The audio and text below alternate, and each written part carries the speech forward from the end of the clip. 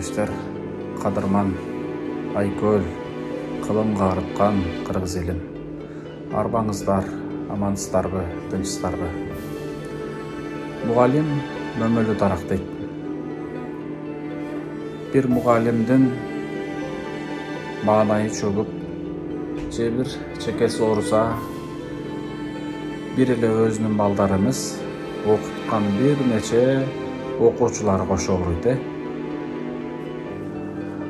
Анын сыңарындай бул жогорудагы тагдырдын өтө оор сыноосуна кабылган Жалал Абад шаарынын 14-лицейинин мугалими, 35 жылдык стажы бар, 35 жыл өмүрүн окуучуларга арнап келген Алимбекова Гүлүмкан эжекебиздин бүгүнкү сыноосу ушунчалык бир оюңду ар тарапка бурат. Чындыгында эжекебиздин мен алгач Санкт-Петербургга чыгып атканда бир ай мурда 27 январь күнү коомчулук менен бөлүшкөн экенбиз биз Ак ниет аманат фонду. Ошондо жашоого болгон дагы үмүтү, көз карашын, окуучуларынын эжекесине болгон сагынычтарын көргөндө ушунчалык жан дүйнө моодарылган. Ушул эжекебиздин ден соолугуна Аллах Таалам бизди себепкер кыла көрсө экен деп бир жакшы үмүт ниет менен сапарга чыкты элек. Урматтуу мекендештерим, урматтуу бир туугандарым, мен азыр Санкт-Петербург шаарындагы больницалардын биринен, адамдын ден соолугун, өмүрүнө өмүр узарта турган бир больницалардын биринен сиздерге мен дагы бир ирет өтө терең кайрылып кетем. Андыктан сиздер бул жогорудагы видеону толук көрүп, анан тыянак чыгарасыздар деп ойлойм. Анда эмесе бул видеону толук көрөбүз.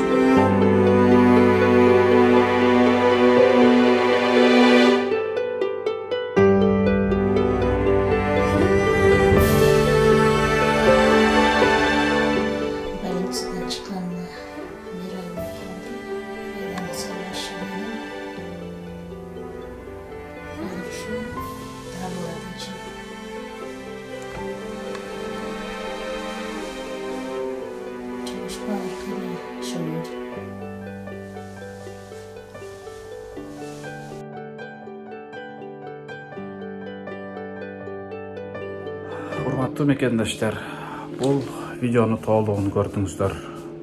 Эжекебиздин акыбалын баардыгыбыз көрүп сезип турабыз. Эч ким оорубасын.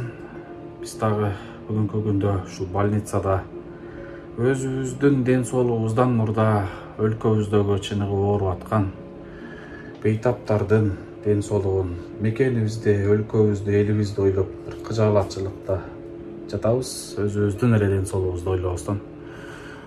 Мен жаткан жер Кудайга шүгүр, жакшы бардыгы. Менин ден соолугумда жылыш, Кудайга шүгүр. Аллахыма чексиз шүгүрлөр болсун. Аллах Таалам өмүрүбүзгө өмүр кошуп, узартып атканына шүгүрлөр болсун. Бардыгы жакшы. Мынакей палатабыз мына ушул жер. Бул мен келгенден бери 3-чү бала, 3-чү жолу которулду дегендей. Урматтуу мекендештер, урматтуу бир туугандар, мен сиздерге негизги кайрылуум ушул эжебиздин маселеси. Эжекебиздин маселесин терең кайрылып кетем. Мен операция болуп чыккан, операционный блок бул жак. Ушул жактан операция болуп чыктым. Азыр мен жаткан палатанын ар жакта. Ушул жерде Санкт-Петербургдабыз. Балким бул больницадан сиздерге ушундай биздин кайрылуубуз түшүп атат. Балким бул кайрылууну туура көрүп, туура кабыл алып, бул эжекебиздин ден соолугуна себепкер болом деген инсандар чыгаар деген үмүт. Биз жаткан жер мына ушул жер, мынакей отделение, хирургическое отделение дейт, для взрослые дейт, реанимация дейт, операционный блок.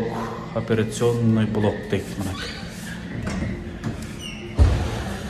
Урматтуу мекендештер, урматтуу бир туугандар, эч ким эч качан оорубасын. Ооруп аткандарга Аллах таалам шифасын берген болсун. Бирок жогорудагы эжекебиздин кайрылуусуна кайдыгер карабастан колуңуздардын келишинче жардам берүүңүздөрдү мен терең кайрылып кетер элем. Анткени бул эжекебиз жакшы болуп кетсе, дагы бир нече окуучуларга тарбиясын, татыктуу таалимин берип, Кыргызстандын келечегине салым кошо турган окуучуларды балким ушул эжекебиз чыгарар. Андыктан келиңиздер, колубуздан келишинче жардам берели дейт элем. Урматтуу мекендештер, бүгүн жаз айынын алгачкы күндөрү, март айы башталып калды. Бизден эжекебизди мына оператор агабыз үйүнө барып, ал жактан тартып бөлүшүп атат. Анан мен больницадан, Санкт-Петербургдан кошо видео тартып кайрылуу жасап атам. Ушул эжекебиздин ден соолугуна себепкер болуп калайлы деген үмүт. Кимде ким жардам берем деген болсо, ошол видеодогу бүт счеттор бар, жакшы билесиздер. Ал счеттор ошол өзүнүн баласына ачылган.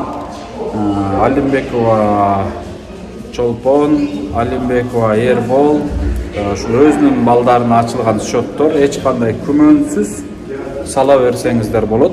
Түз дарегине келип түшөт. Бүгүнкү күндөгү чогулган аманат өткөндө курс менен $20,000 жетип калды эле, бирок бүгүн бүт рубль низки болгондуктан $17-18,000 эле жетиптир. Себеби рубль 0,70-0,80 түшүп кетти Кыргызстанда. Доллар көтөрүлүп кетти. Булар ошол учурда акчасын да долларга алмаштыра албай калыптыр. Мындай болуп кетишин эч ким күткөн эмес эле. Азыркы учурда $18,000 чогулган. Биз алгач алып чыкканда $11,000 каражаты бар эле. Буйруса дагы да келиңиздер, жардам берели дейт элем. Анан эмнени айтсам? Айта турган сөзүм көп, бирок көп баягындай кайрылууну кандай түшүнөт экенди ойлоп атам. Анан больницада болгондуктан да бир аз ыңгайсыз болуп атат. Өзүбүздүн состояниябызга жараша болуп атат дегендей. Кыскасы ошол эжекебиздин ден соолугуна баардыгы себепкер болойлу деп сиздердин баарыңыздарга кайрылуу жасап кетем. Жакында биз Кыргызстанга аман эсен барсак, ал эжекебиздин болгон каражаты менен дагы аракет кылып, Индияга операцияга, боор операциясын алып жөнөйбүз деген ниетибиз бар.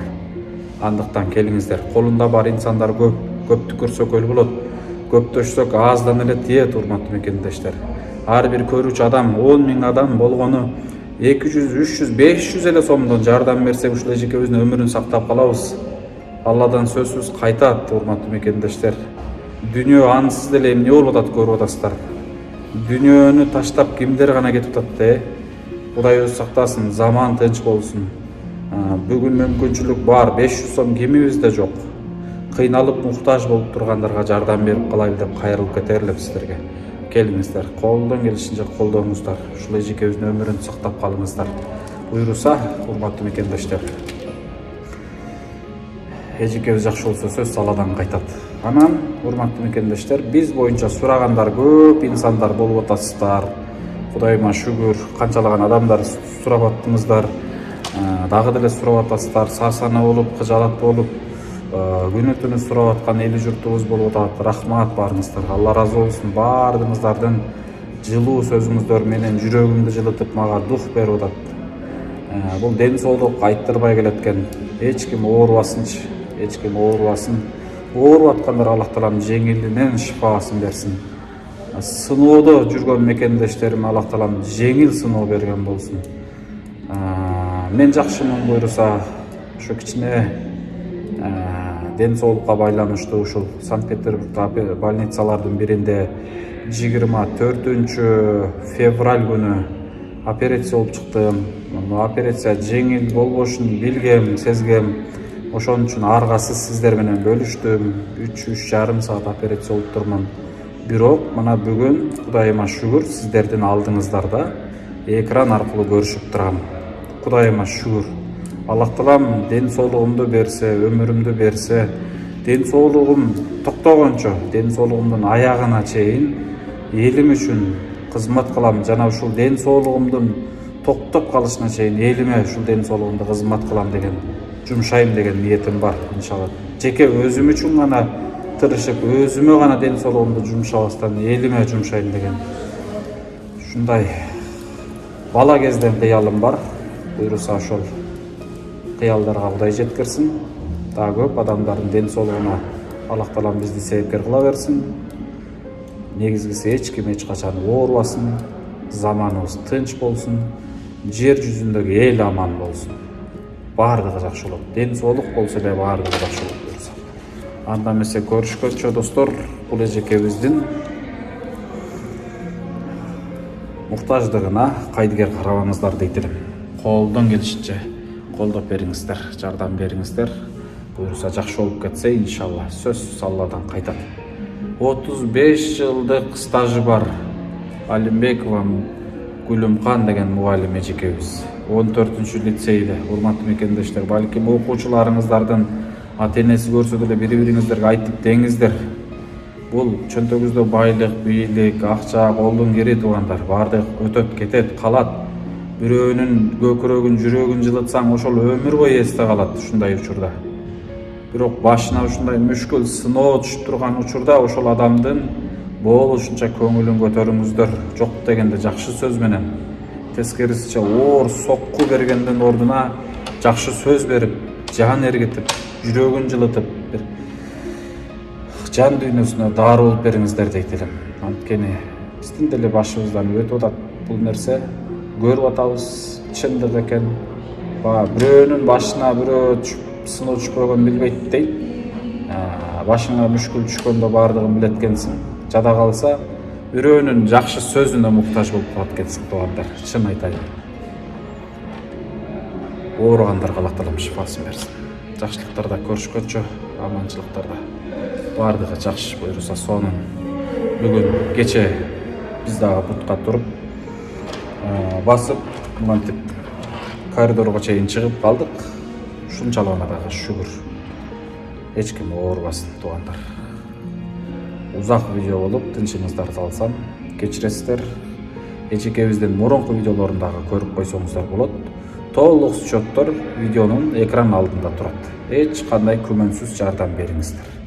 Ассаламу алейкум.